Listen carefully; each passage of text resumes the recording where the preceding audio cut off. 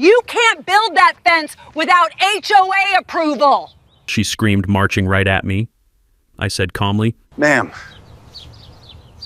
this land isn't in your HOA. She lost it. Dialed the cops immediately.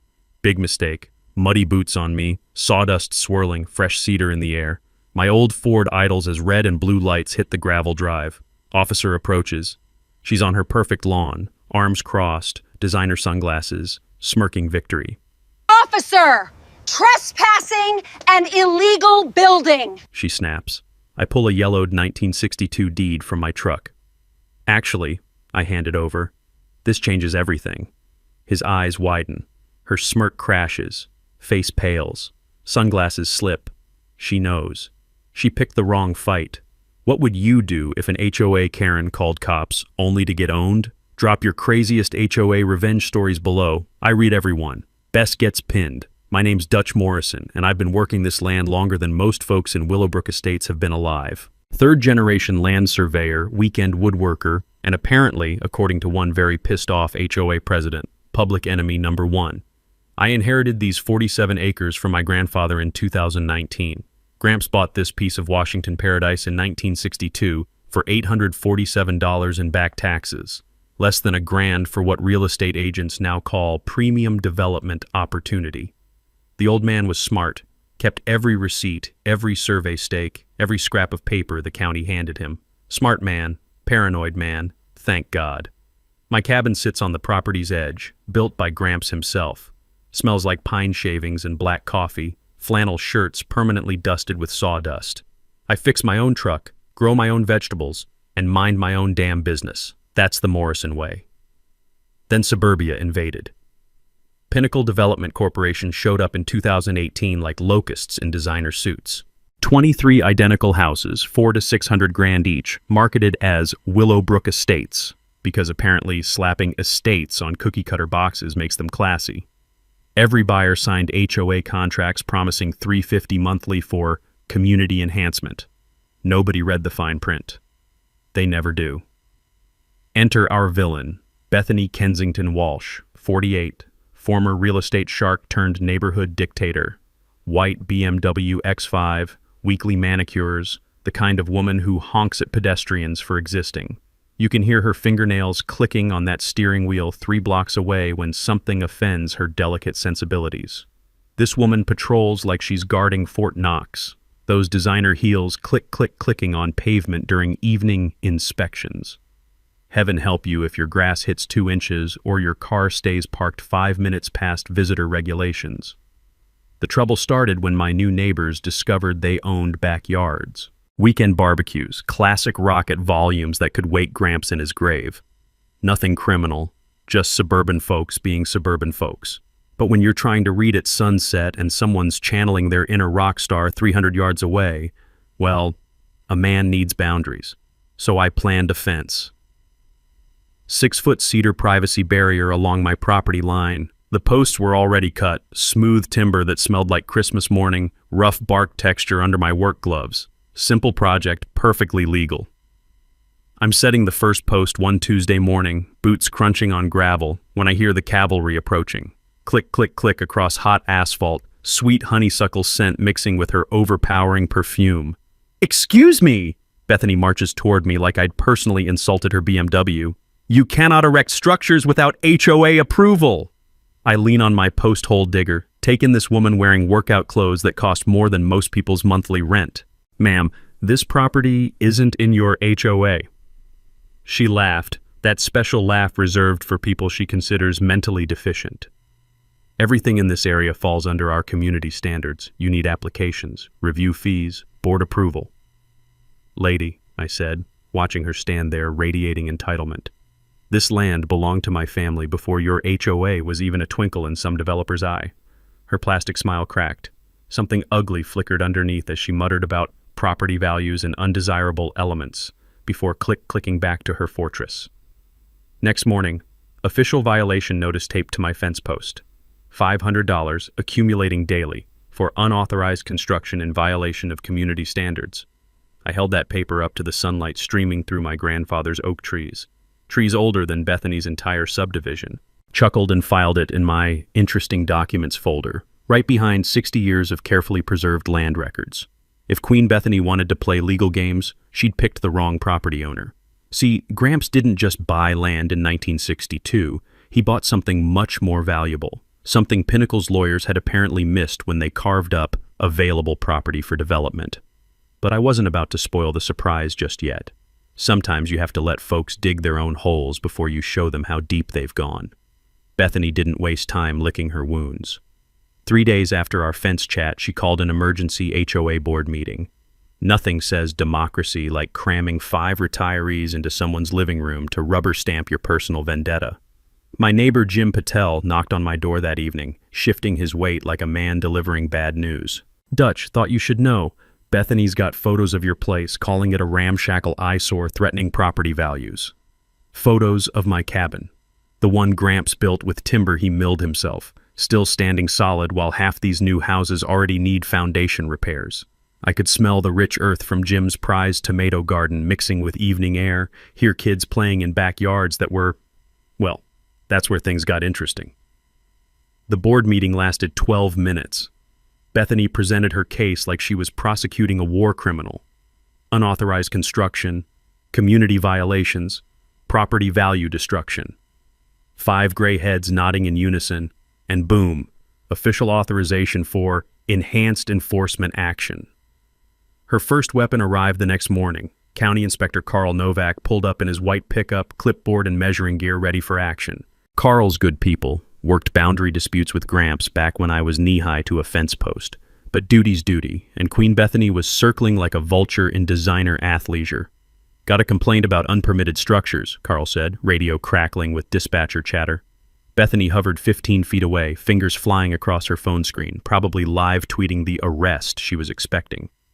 Funny thing about HOA presidents, they always assume government officials will jump when they snap their manicured fingers. Reality check coming in 3, 2, 1. "Carl, let me show you something." I walked him to the original survey markers, those little metal pins Gramps set when Eisenhower was still president. "These boundaries predate everything you see here by 56 years. Carl knelt, examined the markers, cross-referenced his county maps. "I remember reading once that if you can prove continuous use of property for 20-plus years, your claim beats pretty much any newcomer's paperwork." Gramps had drummed that into my head since childhood. Possession backed by documentation trumps assumptions every time. "Dutch," Carl said quietly, studying the markers. "You realize what this could mean?" I nodded. "I know exactly what it means, but let's see how far she wants to push this." Bethany didn't like Carl's questions about original boundaries. Her voice climbed the octave scale with each protest about ancient technicalities and irrelevant paperwork.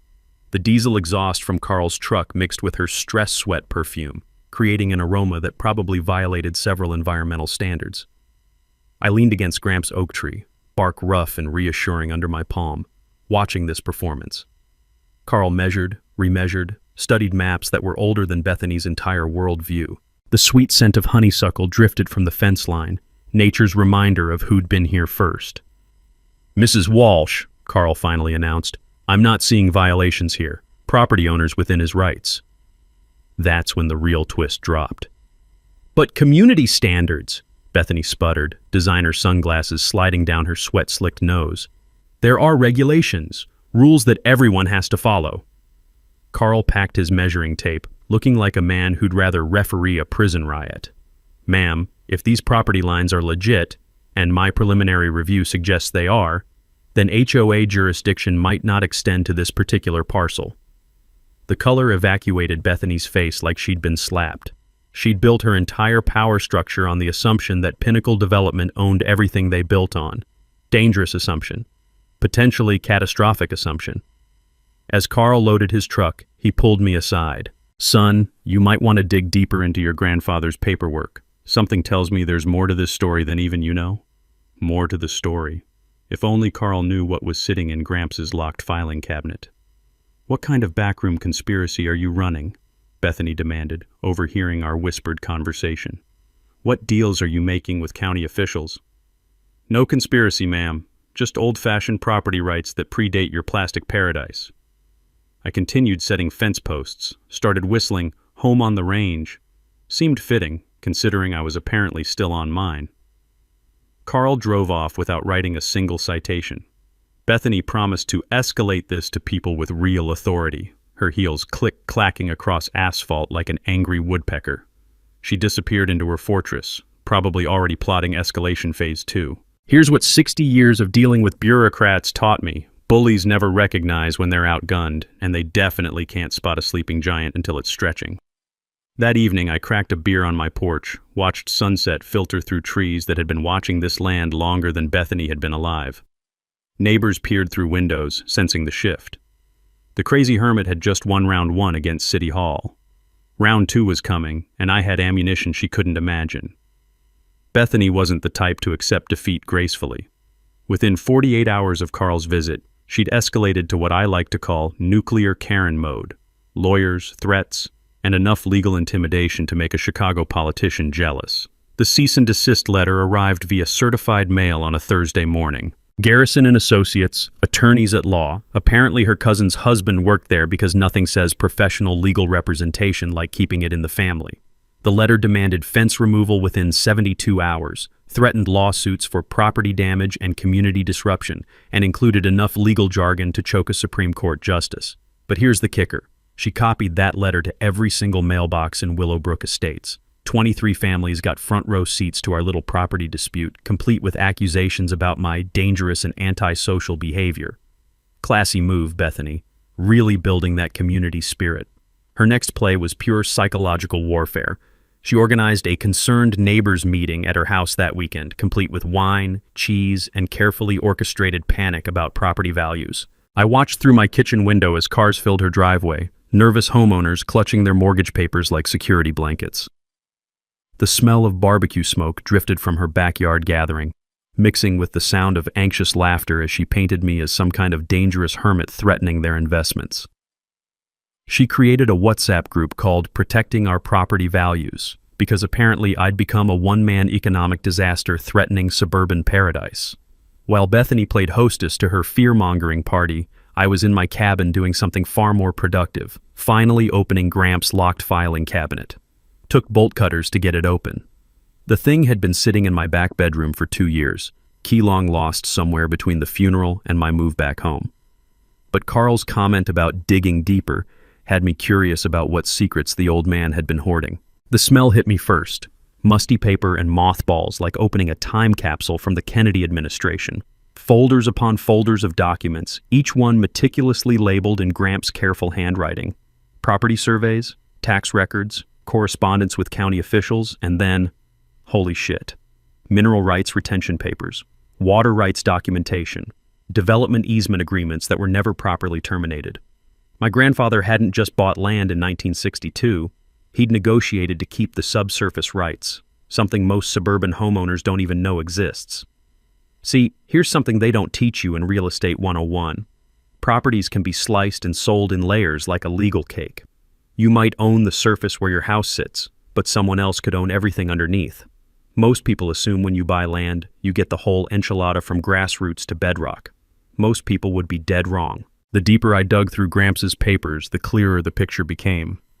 Pinnacle Development had purchased surface rights to build their little kingdom, but they'd never secured the mineral and development rights. Those stayed with the original landowner, my family, which meant every foundation, every septic system, every utility line in Willowbrook Estates was technically trespassing on rights I'd inherited. Monday morning brought Sheriff's Deputy Martinez to my door, backup cruiser parked behind him because Bethany had insisted on a show of force. She stood on her front lawn in workout clothes that probably cost more than most people's car payments, arms crossed, phone recording everything like she was documenting a war crime. "Sir, we've got complaints about trespassing and property destruction," Deputy Martinez said, sounding like a man who'd rather be investigating actual crimes. I invited both officers onto my porch, offered fresh coffee from the pot I'd started when I saw them coming. The rich aroma mixed with morning air while I spread Gramps' original land patents across my porch table, documents older than the Constitution some of these HOA boards think they're writing. "Gentlemen, I think there's been a fundamental misunderstanding about exactly who owns what around here." Deputy Martinez studied the papers, his partner radioing quietly for their supervisor. These weren't modern printouts or internet downloads. These were the original deeds, complete with wax seals and signatures from county officials who'd been dead since Vietnam. Bethany's confident posture started crumbling as the minutes ticked by. She kept shouting questions about immediate arrests and criminal trespassing, but the deputies were too busy trying to decode legal documents that predated her entire worldview. "Ma'am, we're going to need time to verify this documentation," the supervisor said when he arrived 20 minutes later. "This appears significantly more complex than a simple neighbor dispute." The look on Bethany's face was worth every headache she'd caused me. Color draining, designer sunglasses slipping down her sweat-slicked nose, that perfect manicure trembling as she realized the police weren't automatically taking her side. "But he's clearly lying," she sputtered, voice cracking like thin ice. "Those papers are fake. This is fraud." The deputies packed up without making arrests. As police cars pulled away, neighbors started approaching my fence line with questions. Questions Bethany definitely didn't want them asking. Time to plant some very interesting seeds. Bethany's desperation was starting to show. By Wednesday, she was making phone calls like a telemarketer on crystal meth, frantic, frequent, and increasingly unhinged. I could hear her voice carrying across the neighborhood during her emergency consultations, probably waking babies 3 blocks away. First call, Pinnacle Development Corporation. Problem was they'd gone belly up 6 months after Willowbrook's completion, leaving behind nothing but bankruptcy lawyers and a trail of unpaid contractor bills longer than a CVS receipt. Turns out building subdivisions on land you don't fully own creates certain financial complications. When corporate backup failed, Bethany pivoted to her nuclear option: the media. Channel 7 news van pulled into the neighborhood Friday afternoon, reporter Jessica Cove stepping out with her cameraman like she was covering the apocalypse. Bethany had called them, claiming a dangerous squatter threatening innocent suburban families, because apparently I'd been upgraded from problematic neighbor to one-man crime wave. I watched from my kitchen window as Bethany performed for the camera. Full victim mode, crocodile tears, property value fears, carefully rehearsed sound bites about safety concerns for our precious children. She'd probably practiced that speech until her bathroom mirror cracked from overuse. When Jessica knocked on my door requesting an interview, I agreed, but only after bringing out a cardboard box full of Gramps' documentation. Nothing says credible witness like 60 years of meticulously organized paper trails. "Mr. Morrison, Mrs. Walsh claims you're illegally building structures on community property," Jessica said, camera rolling while her cameraman adjusted for the afternoon light filtering through my grandfather's oak trees. I spread Gramps' original survey maps on my porch table, overlaying them with current subdivision layouts. The rough texture of aged paper contrasted sharply with glossy modern property brochures. "Ms. Cove, let me show you something fascinating about community property." The maps told a story that would have made Bethany's cousin lawyer reach for the Pepto-Bismol. HOA common areas, the pool, clubhouse, that fancy entrance gate with its pretentious stone lions, sat squarely on land my grandfather had retained development rights to. Rights Pinnacle never properly purchased. Here's something most suburban homeowners never learn until it's too late. Title insurance protects against ownership disputes, but it doesn't guarantee coverage for developer mistakes or deliberate corner cutting. When companies play fast and loose with due diligence, innocent families get stuck holding policies worth less than toilet paper. Jessica's investigative instincts kicked into overdrive. She started digging into Pinnacle's financial records, discovered they'd been juggling debts by selling rights they didn't fully own.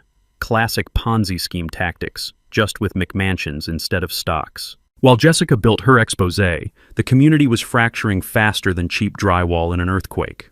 Willowbrook split into 3 distinct camps. Team Bethany, fight the dangerous outsider. Team Research, figure out what we actually bought. And Team Ostrich, stick heads in sand until problem disappears. The smell of chlorine from the HOA pool mixed with the aroma of my morning coffee as I watched neighbors gathering in increasingly worried clusters. That crystal-clear pool might not legally exist, depending on how deep Jessica's investigation went. Same for the walking trails, the children's playground, even the decorative fountain Bethany used for her Instagram photos. Tuesday brought the real bombshell. Jessica's research uncovered Gramps' 2019 correspondence with Pinnacle, letters he'd written trying to resolve the development rights issue before it became a legal nightmare. He'd actually attempted reconciliation, offered reasonable terms for proper easement agreements, but Pinnacle was already circling the bankruptcy drain like a corporate toilet flush. They ignored his letters, figured an old man wouldn't cause trouble, and promptly died owing money to half the state's contractors. Gramps passed away before pursuing legal action, leaving me to inherit not just land, but unresolved claims against a ghost company. The timing couldn't have been more perfect for my next chess move. Wednesday evening, during Bethany's latest emergency community crisis meeting, I made my grand entrance. Walked right into the community center she'd rented, the one sitting on my family's easement land, and took a seat in the back row like I owned the place. Which technically I did. Her reaction was immediate and volcanic. "Security! This man is criminally trespassing on private community property." "Actually," I said, standing slowly while 23 families turned to stare, "you might want to verify who owns this land before ejecting anyone." The room went dead silent except for the hum of fluorescent lights and Bethany's increasingly rapid breathing. You could practically hear mortgage payments being calculated in people's heads. "Ladies and gentlemen," I continued, pulling out Gramps' original deed like a magician revealing his final trick, "I'd like to introduce you to some documents that might clarify a few things." That's when Jessica Cove walked in with her camera crew, having mysteriously learned about this impromptu community gathering. Pure journalistic coincidence, naturally. Bethany's face cycled through more colors than a neon sign having an electrical seizure. She tried demanding my removal, threatening police action, appealing to neighbors for solidarity. But folks were starting to ask those uncomfortable questions about what exactly they'd purchased. The meeting dissolved into beautiful, chaotic suburban meltdown. Round 3. Officially mine. But something told me Queen Bethany wasn't ready to abdicate her throne just yet. The real treasure was hiding in plain sight, buried in a manila folder labeled County Planning Office 1962 in Gramps' spidery handwriting. I found it Thursday morning while organizing documents for Jessica's follow-up story, and what I discovered made my coffee go cold in my hands. Original development correspondence between my grandfather and Washington County Planning Department. Not just the land purchase, the nuclear conditions attached to it. Back in 1962, the county had specific requirements for large rural parcels. Any future development exceeding 5 residential units required a perpetual access easement for mineral extraction purposes. Standard boilerplate designed to protect landowner rights while allowing controlled growth. Gramps had negotiated that easement like the crafty surveyor he was. He knew suburban sprawl was inevitable, wanted his family to maintain subsurface access regardless of what got built on top.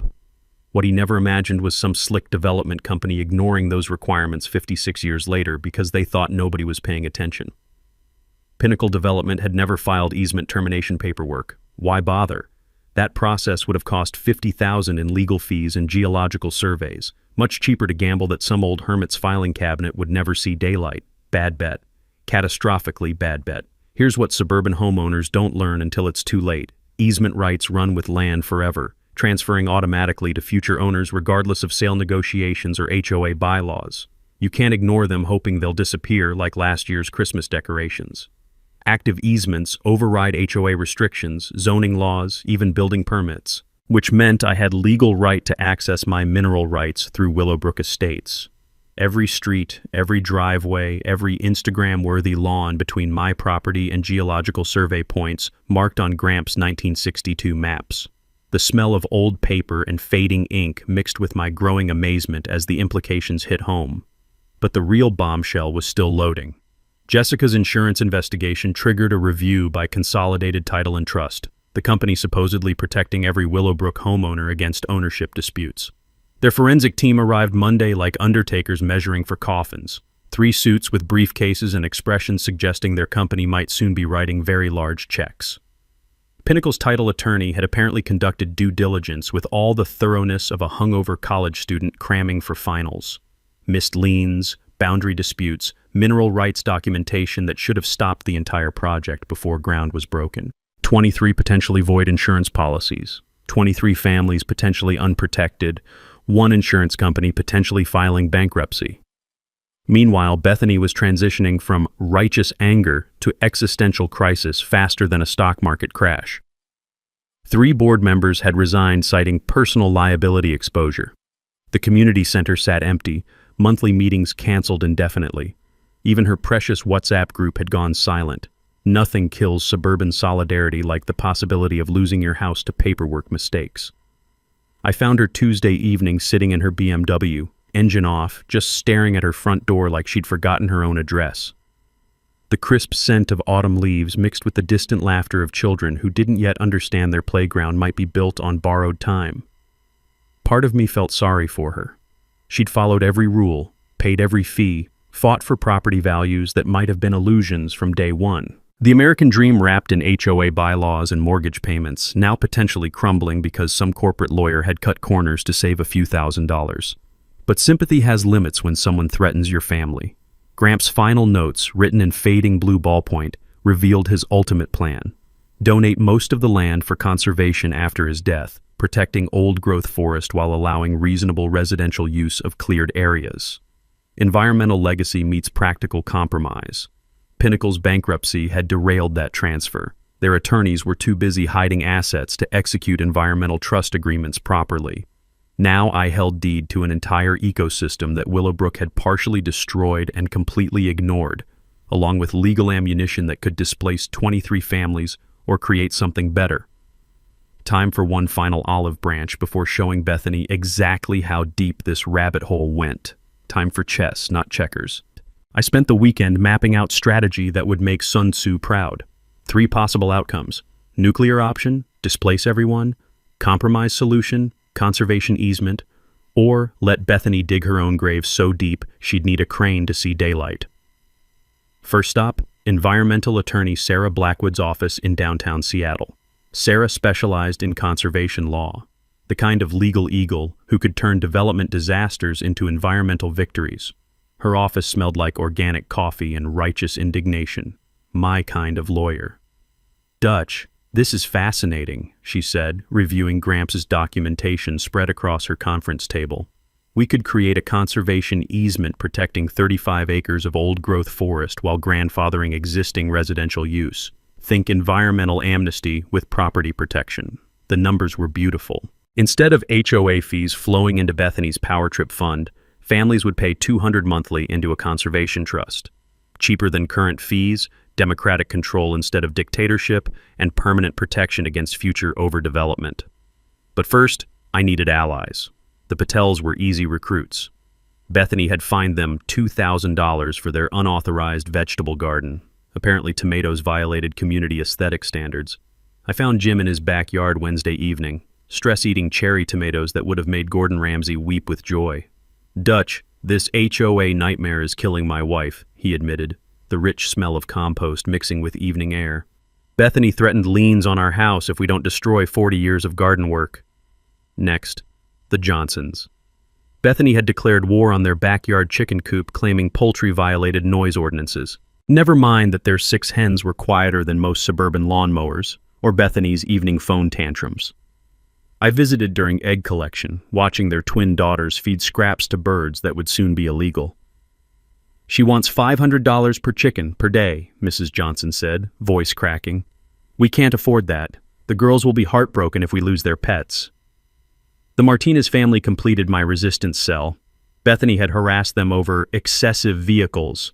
Apparently having 3 cars for a family of 5 violated her suburban perfection fantasy. Their teenage sons worked construction after school, needed those trucks for legitimate employment. "She threatened to have our cars towed if we don't rent off-site storage," Mr. Martinez explained while his boys worked on a transmission. The metallic clang of tools mixed with quiet Spanish conversation about neighborhood troubles they shouldn't have to endure. While building my coalition, I was documenting everything. Game cameras installed throughout disputed areas captured every HOA enforcement patrol trespassing on my legal property. The quiet click of camera shutters recorded Bethany's crew removing survey stakes, posting violation notices, even installing boundary markers on land they didn't own. Here's something most people learn too late about property disputes. Documentation beats drama every single time. Courts love timestamps, GPS coordinates, and photographic evidence more than passionate testimony or emotional appeals.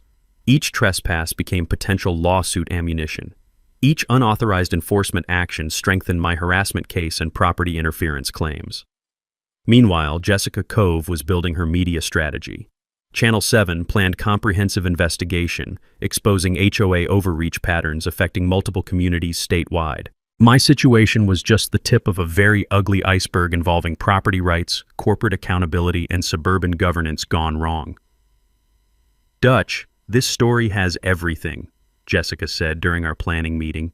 "David versus Goliath, environmental protection, family drama, legal intrigue. We're scheduling live broadcast from your next HOA meeting." Speaking of which, Bethany had called an emergency meeting for Thursday evening. Her agenda promised final resolution of ongoing property disputes and community disruption. Translation: last-ditch effort to rally support before her kingdom collapsed entirely. I decided to attend as observer, not participant. Let her control the narrative while I sat quietly with 60 years of documentation proving she controlled nothing. Sometimes the best chess move is letting your opponent think they're winning until checkmate becomes inevitable. Sarah Blackwood prepared legal backup. Court injunction ready if Bethany escalated to calling police again. Frank Delacroix, Gramps' old attorney, stood by with quiet title action paperwork demanding immediate cessation of all HOA enforcement on my property. The DIY solution was elegant in its simplicity. Community land trust replacing HOA dictatorship. Families would buy shares based on lot size, gaining democratic control over actual community improvements rather than Bethany's personal aesthetic preferences. Conservation fund would replace HOA reserves, protecting forest while maintaining reasonable property standards. Most importantly, residents would escape Bethany's arbitrary enforcement regime. No more fines for vegetable gardens, no more threats over backyard chickens, no more harassment over legitimate family vehicle needs. Thursday evening approached like a storm front, inevitable, potentially destructive, but clearing the air for whatever came next. Time to show Willowbrook Estates what democracy actually looked like. Bethany had no idea what was coming. Bethany was officially losing her mind. Tuesday morning's legal notice about my quiet title action hit her like a brick through stained glass. I watched from my kitchen as she stood in her driveway, reading court papers with the expression of someone discovering their lottery ticket was actually a tax bill. Her first reaction? Pure, unfiltered panic. By noon, she'd escalated from neighborhood dictator to psychological warfare specialist, launching a harassment campaign that would have impressed a political operative. The Patels got hit first. Bethany increased their vegetable garden fine to $500 daily, claiming tomatoes were now creating pest attraction hazards. She followed up with anonymous calls to county health department, reporting unsanitary food production in residential areas. Jim called me that evening, voice shaking with exhaustion. "Dutch, she's killing us. My wife had to be hospitalized for stress-related chest pains. 43 years we've been married, and I've never seen her like this." The metallic taste of anger filled my mouth. Family was off limits, always had been, always would be. But Bethany was just getting started.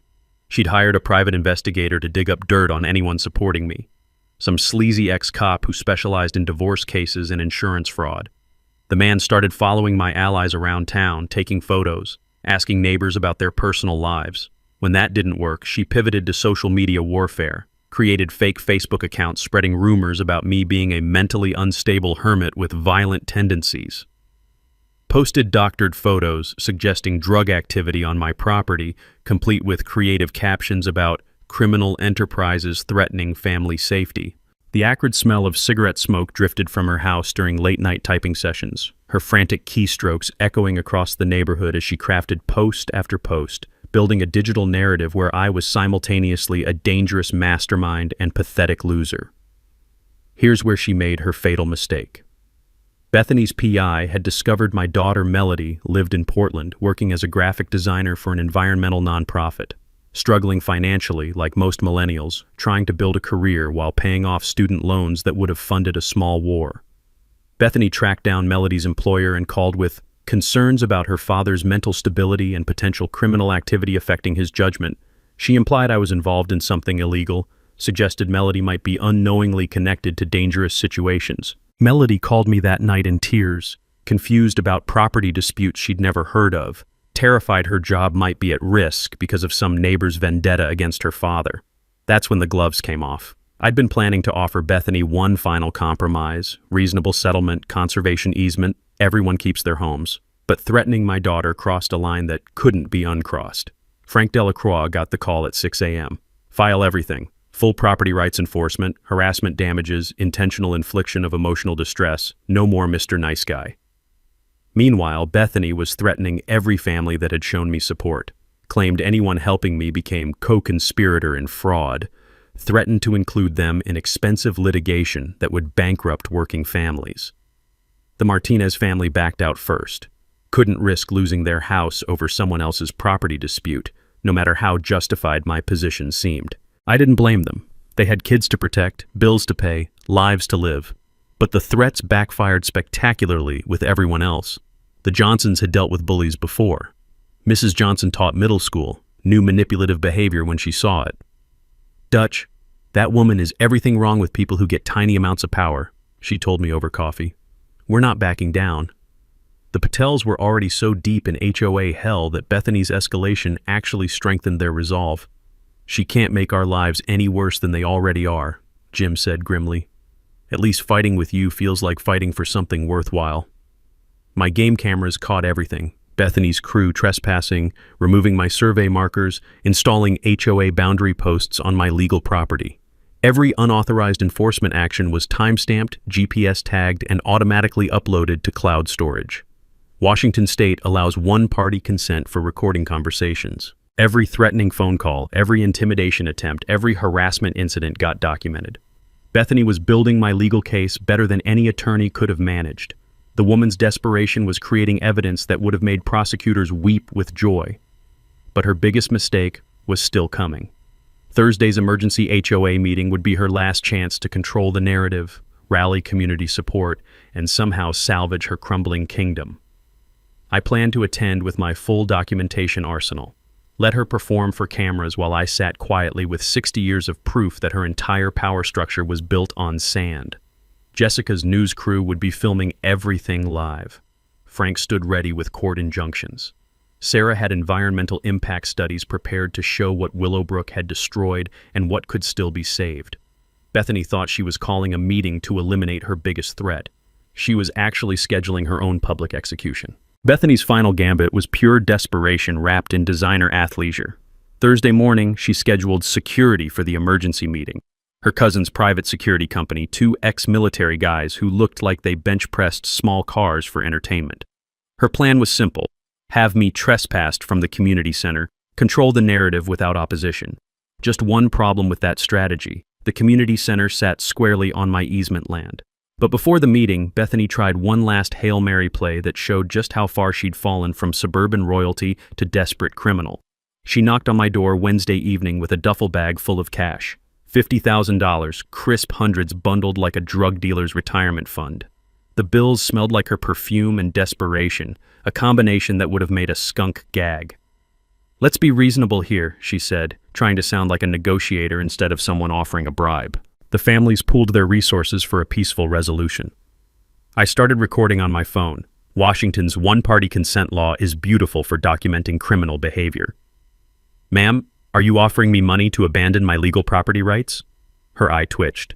"I'm offering you compensation for inconvenience. Surely we can work something out that benefits everyone." "Everyone except the people who actually own this land?"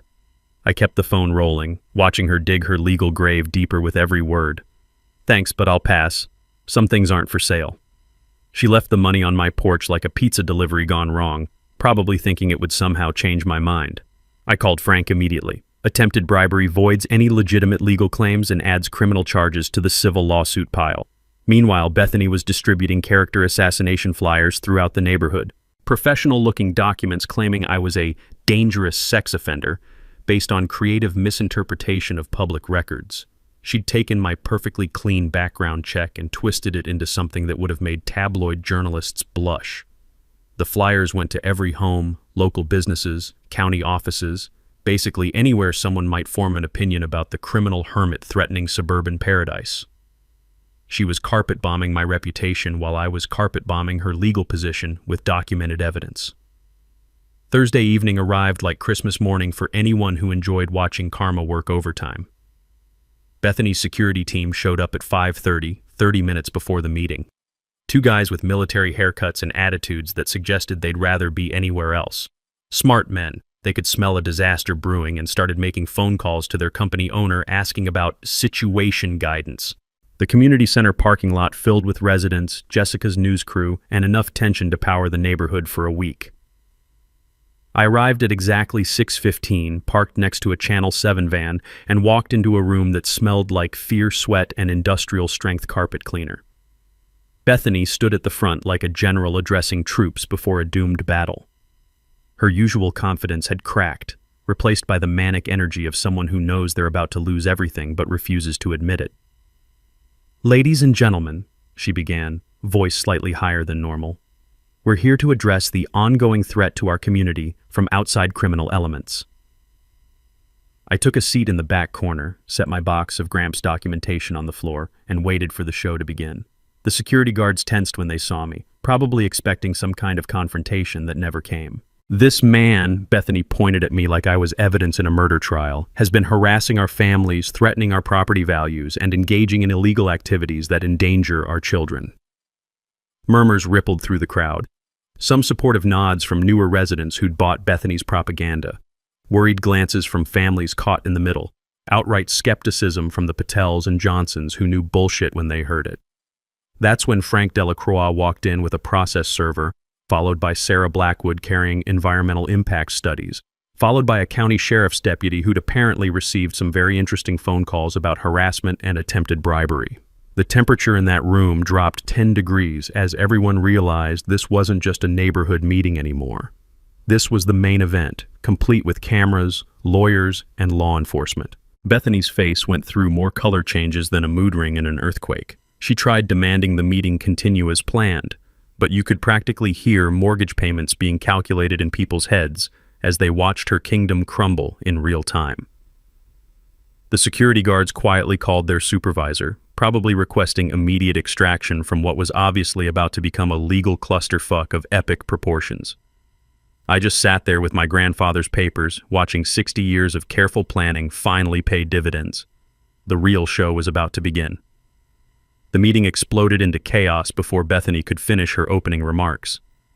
Frank's process server approached her with papers while 47 residents watched through phone cameras and Jessica's professional crew captured everything for the evening news. The crisp sound of legal documents being served mixed with nervous whispers as people realized they were witnessing something much bigger than a neighborhood dispute. "Mrs. Kensington Walsh, you're being served with a restraining order, defamation lawsuit, and criminal harassment charges," the process server announced loud enough for everyone to hear. Bethany read the papers with the expression of someone discovering their house was built on a sinkhole. Her security guards exchanged, "We're not paid enough for this," looks, and started backing toward the exit. "This is a setup," she screamed, designer sunglasses sliding down her sweat-slicked nose. "This is all fake legal manipulation." That's when I stood up. "Ladies and gentlemen," I said, walking calmly to the front with my box of documentation, "I think it's time we cleared up some confusion about who actually owns what around here." The room went dead silent except for the hum of fluorescent lights and the sound of recording devices capturing every word. I could smell the anxiety sweat mixing with Bethany's overpowering perfume. Desperation has a very distinctive aroma. Mrs. Walsh has been claiming authority over property she doesn't control, threatening families over land she doesn't own, and enforcing rules she has no legal right to impose. I opened the box and pulled out Gramps' original 1962 property deed, holding it up so everyone could see the yellowed paper and official county seals that predated their entire subdivision. This document establishes my family's ownership of 47 acres, including mineral rights, water rights, and development easements that were never properly transferred to Pinnacle Development Corporation. The visual impact was immediate and devastating. You could watch the dominoes falling in people's minds as they realized their perfect suburban paradise might be built on borrowed land with borrowed time. "That's impossible," Bethany sputtered, her voice climbing toward frequencies that probably disturbed wildlife. "Those papers are fake. This is fraud." Deputy Martinez stepped forward with his own documentation. "Ma'am, we've verified these property records with the county. They appear legitimate and properly filed." Here's something most folks never learn about property law until it's too late. Original deeds with unbroken chain of title trump everything else, including HOA agreements, development permits, and assumptions about who owns what. "Mr. Morrison," called out Jim Patel from the middle of the room, "are you saying our homes might be built on land we don't actually own?" I nodded slowly. "That's exactly what I'm saying. Pinnacle sold surface rights they possessed, but they never acquired subsurface rights, mineral rights, or development easements from my family." The room erupted. Residents demanding answers, Bethany screaming about conspiracies, security guards quietly discussing their exit strategy, Jessica's camera crew capturing suburban meltdown in glorious high definition. "Furthermore," I continued when the noise died down, "Mrs. Walsh has been conducting enforcement activities on my property without permission, installing structures without easement rights, and harassing families over land that legally belongs to my family." Sarah Blackwood approached the microphone with environmental studies showing what Willowbrook had destroyed and what could still be saved. Ancient forest, wildlife corridors, water systems that predated suburban development by centuries. "The good news," I said, "is that I'm not interested in displacing families or destroying lives. I'm offering a conservation easement solution that protects your homes while preserving what's left of the natural environment." That's when Bethany completely lost it. "This is theft!" she shrieked, lunging toward me with her perfectly manicured nails extended like weapons. "You're stealing our homes! I'll have you arrested!" The security guards intercepted her, but she swung at Deputy Martinez when he tried to calm her down. The metallic click of handcuffs echoed through the community center as she was arrested for assault on a police officer. "You can't do this to me!" she screamed as they led her away. "I own this place! I control this community!" The irony was beautiful.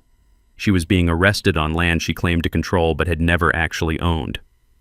As police cars pulled away with Bethany in the back seat, I addressed the stunned residents. "Folks, I know this is a lot to process. I'll be holding community meetings next week to explain the conservation easement option and answer your questions." Jessica wrapped up her live broadcast standing next to me in the empty community center. "This is Jessica Cove reporting from Willowbrook Estates, where a property rights dispute has just reshaped an entire community's future." The smell of justice mixed with industrial carpet cleaner as neighbors slowly filed out, phones buzzing with calls to lawyers, insurance companies, and family members who wouldn't believe what had just happened. 60 years of patience had finally paid off. Queen Bethany's reign was officially over. 1 week later, Bethany Kensington Walsh was sitting in county lockup wearing orange instead of designer athleisure, charged with assault on a police officer, harassment, defamation, and attempted bribery. Her mugshot went viral faster than a cat video, becoming the internet's newest Karen Hall of Fame inductee. The woman who'd terrorized an entire neighborhood over fence heights and vegetable gardens was now famous for all the wrong reasons. Her real estate license was suspended pending investigation. 3 rental properties went into foreclosure, and her husband filed for divorce citing financial and emotional devastation. Meanwhile, Willowbrook Estates was transforming into something Gramps would have been proud of. 19 of 23 families chose the conservation easement option I'd proposed. Monthly fees dropped to $175, half their original HOA dues, flowing into a democratically managed conservation trust instead of Bethany's personal power fund. The Patels were elected as community coordinators, bringing actual democratic process to neighborhood management. Their first act? Officially welcoming vegetable gardens, backyard chickens, and reasonable vehicle storage. Apparently, people preferred common sense over arbitrary aesthetic tyranny. Jim's wife recovered from her stress-induced hospitalization and immediately planted the largest tomato garden in subdivision history. 40 years of gardening expertise, she told the local newspaper, and some woman who couldn't grow mold in a shower stall tried telling me how to farm. The conservation success exceeded everyone's expectations. 35 acres received permanent protection from future development, creating a wildlife corridor connecting to state forest land. Native plant restoration brought back species that suburban development had eliminated, turning Willowbrook into an actual haven instead of a concrete paradise. Property values didn't collapse as fearmongers predicted. They actually increased. Turns out buyers pay premium prices for homes with guaranteed natural settings and protection against overdevelopment. Willowbrook Conservation Community became a marketing advantage instead of a liability. The economic impact rippled beyond property values. Ecotourism brought revenue to local businesses as people came to see the neighborhood that chose nature over HOAs. Environmental education programs attracted school groups, researchers, and conservationists studying successful urban-rural balance models. My defamation settlement from Bethany, $75,000, established the Grandfather Dutch Morrison Environmental Scholarship, supporting local students pursuing forestry and conservation careers. The first recipient was the Patel's daughter, studying environmental law at University of Washington. Jessica Cove's documentary, Not in Your HOA, won a regional Emmy and sparked state legislation requiring HOA transparency about property rights before enforcement actions. I testified before the state legislature about conservation benefits, becoming an accidental advocate for property rights reform. Legal precedent from our case has been referenced in property disputes across 3 states, with HOA industry adopting better practices for researching land rights before assuming authority. Title insurance companies implemented additional safeguards after Consolidated Title and Trust paid out millions in claims for Pinnacle's oversights. But the best changes were human ones. My daughter Melody moved back from Portland to help manage the Conservation Trust, opening an environmental education center in the renovated community clubhouse. She married a park ranger she met during forest restoration work, and I'm finally getting to teach grandchildren about Gramps' vision for protecting land while caring for people. The sound of kids laughing now echoes where Bethany once complained about noise violations. Children learn about native plants where she wanted concrete parking expansion. Families gather for potlucks in preserved forest clearings instead of mandatory HOA meetings in sterile community centers. Even former opponents came around. 3 families who'd initially supported Bethany apologized once they understood what conservation easements actually meant. Turns out people prefer protecting their investment through environmental guarantees rather than dictatorial enforcement of arbitrary rules. Annual Grandfather Dutch Day celebrates conservation success with community gatherings, children's nature education, and storytelling about the old surveyor who planned for future generations he'd never meet. The festival attracts visitors from across the region, generating sustainable revenue while honoring environmental stewardship. Bethany serves 90 days for assault, 2 years probation, and pays $125,000 in damages to families she'd harassed. She's banned from serving on any HOA board statewide and works part-time retail while rebuilding a life destroyed by petty tyranny and poor legal advice. Sometimes you have to fight bullies to save communities.